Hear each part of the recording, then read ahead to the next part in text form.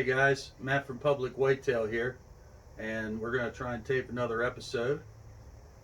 Inside the garage, once again, we had everything set up, so I figured moving into this episode, we just leave it right here and do it up. This episode, we're going to be doing paper tuning with fletched arrows. Now, we've gone the whole way through our testing procedures. We've spun our arrows, we've weighed our arrows, we've crested our arrows, wrapped them, and now fletched them, and we've also bare shaft tuned them before that. So that being said, this is another thing that you can do at your house. Anybody can set something up, or you can purchase a paper tuning rig. They sell them at various sites. I went ahead and put one together.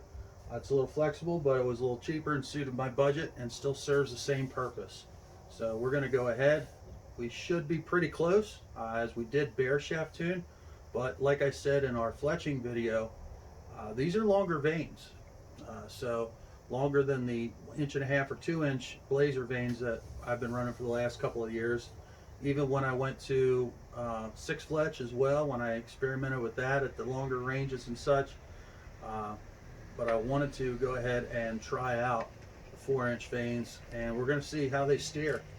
I'm going to get quite a bit further back this time. I'm going to be shooting from about 10 yards right outside the garage into the garage. We have, of course, a full backstop set up. My speed bag target is behind the paper tuning module, and of course we're completely enclosed here. And just remember, anytime you do any shooting, you want to make sure that if you're a newer archer, even if you're just somebody that's shooting with your kids, you want to make sure you have some kind of backstop. So that being said, it always plays in our role of being safe. So we're going to go ahead. I'm going to cut to the camera to a target shot on a different setup, and we're going to go ahead and see how the first 2 shots go. I'm going to lose 2 arrows this time, just because I want to try 2 arrows instead of 1. As you can see, we still have our holes from our bare shaft tune. I'm going to use the same piece of paper. I don't know if that'll affect anything or not, but we already have it set up.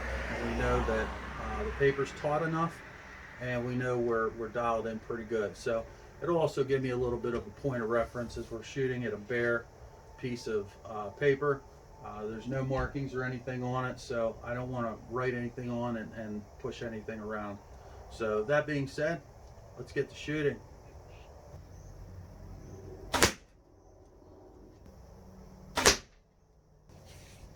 Let's see what we got.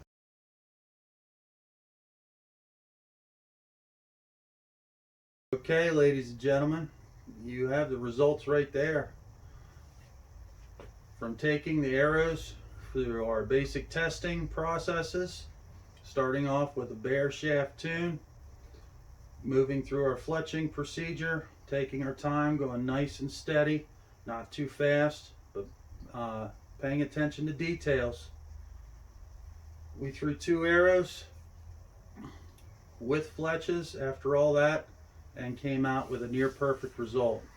Now, if you buy fletched arrows off the shelf, which many stores sell, they sell them boxed and they sell them loose depending on what stores you're going to.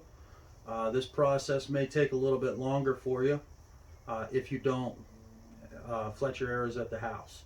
So that being said, all the steps we took and all the time we took paid off in these 2 shots.